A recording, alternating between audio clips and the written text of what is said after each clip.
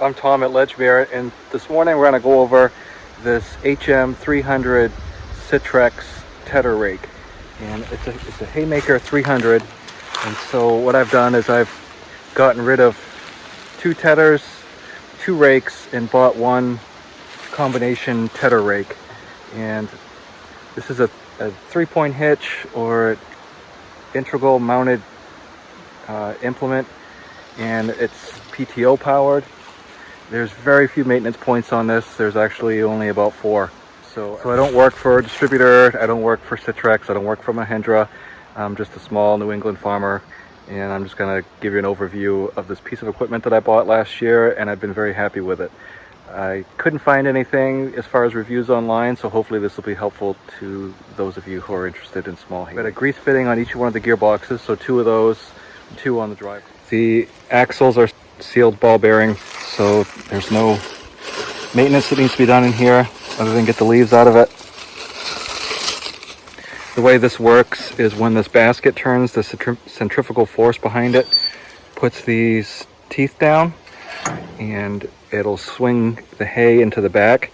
With the gates closed like this, it's set up for raking. With the gates open, it's for tedding or drying out your hay. So the first thing we need to do is drop this down a little bit. So we'll set it down a little bit with the tractor.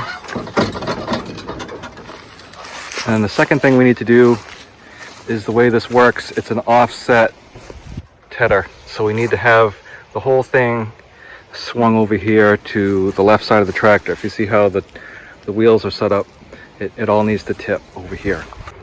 Now the easiest way to unhook this latch right here is to set the implement down and back up a little bit, and that forces the whole thing to go to the well, if you're sitting on the tractor, it's to the right, but if you're looking back, it's to the left. So that way. And then you need to unlatch this right here. So that's going to allow that whole implement to come over here where it belongs. So let's get that moved over.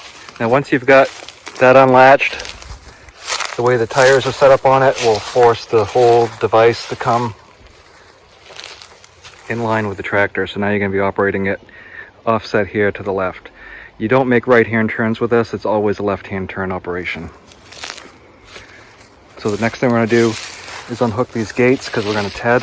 So we're going to pull these up and set this up so it's opened up. So I've got it set in the open position here.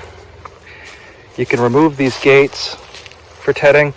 You just pull these pins, and then this comes off, and you can set the whole thing off to the side, but there's really no need to.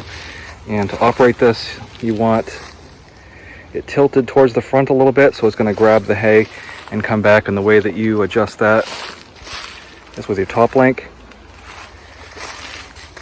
This right here allows the implement to float a little bit side to side.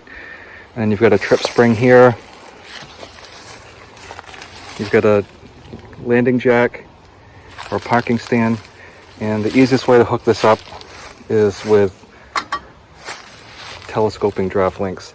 There's category 2 on the back and category 1 here. Everything's been greased. I have my chain guards in place, front and back, and I'm ready to go start tedding my field.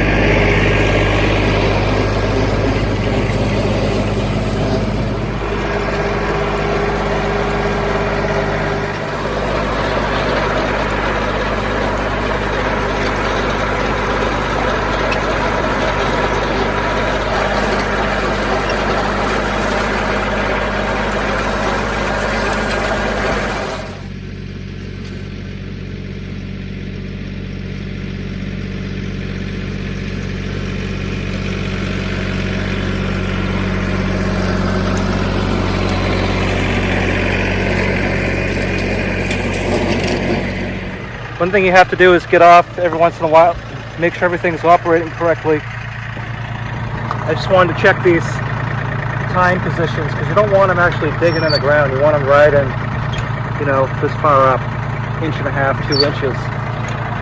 One thing I want to buy for my tractor, because I've got the remotes, is to get a hydraulic top link.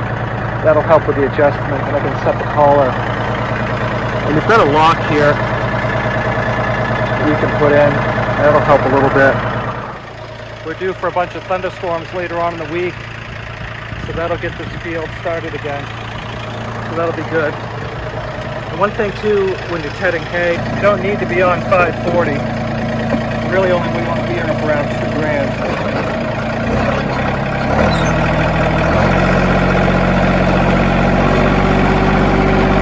Set it there. Good to go.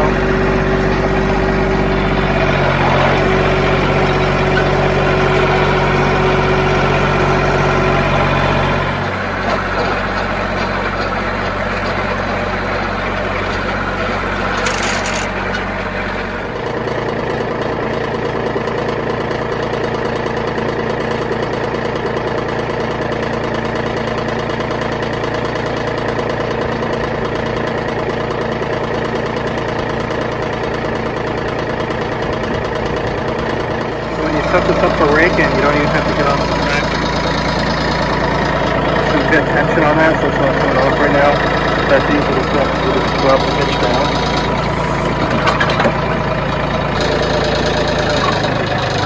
See if it goes that way. Hit the brake. Flip that over. We got our rope here. Gates are closed.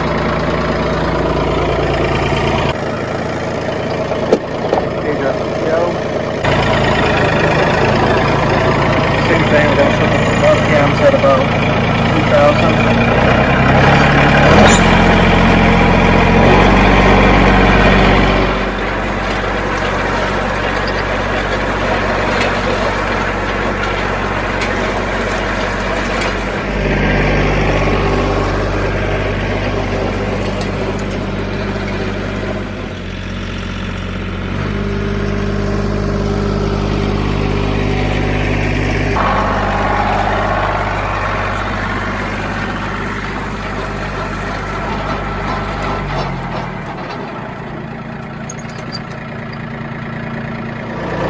Closing it up is very simple. Just drop it to the ground.